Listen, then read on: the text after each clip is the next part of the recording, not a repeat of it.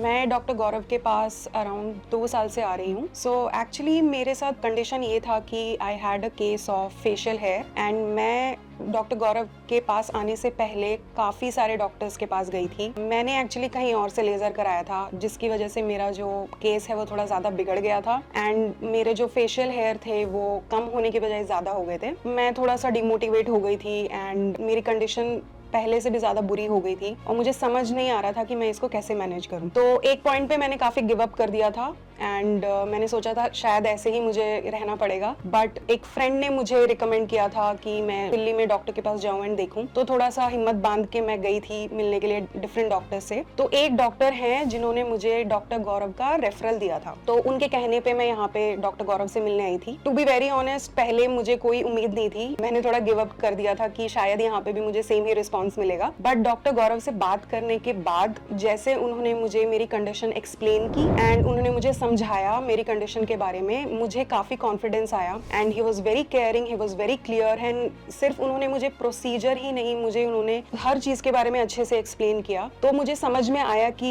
कि ये कैसे ठीक होगा। उसके चलते मैंने डॉक्टर गौरव के ऊपर अपना ट्रस्ट रखा and honestly with in a year मेरी कंडीशन बहुत ज़्यादा मैनेज हो गई। अभी मेरे जो फेशियल हेयर हैं वो काफ़ी कम है and it's very much manageable and I am really happy that I came to doctor Gaurav to understand this. I think उनसे मिलने के बाद और 1 साल के बाद जो मैंने अपना ट्रीटमेंट कराया है उससे मुझे काफ़ी कॉन्फिडेंस आया, क्योंकि उससे पहले तक मुझे काफ़ी मैं डिमोटिवेट हो गई थी और मैं बहुत अंडर कॉन्फिडेंट रहती थी। बट हाँ, उनसे मिलने के बाद and not just about the facial laser but he also explain to me about other aspects, like आप लाइफस्टाइल कैसे अपना इंप्रूव करोगे ताकि आपकी कंडीशन और बेटर हो। तो उनसे बात करने के बाद एक्चुअली ऐसा नहीं था कि वो सिर्फ एक प्रोसीजर के बारे में बात कर रहे हैं। He was genuinely wanting to help me and उन्होंने मुझे काफ़ी अच्छे से सब चीज़ें बताई एंड सिंस देन मैं उनके पास आ रही हूँ और मैं लेजर करा रही हूँ and I am very happy with the results. And not just doctor Gaurav, I think इस क्लिनिक में आई नो एवरीबडी नाउ, क्योंकि इट्स बिन 2 years। सब लोग काफ़ी ज़्यादा अकोमोडेटिंग हैं, they are very polite and they are ready to help you. I think when it comes to your body, your skin, it's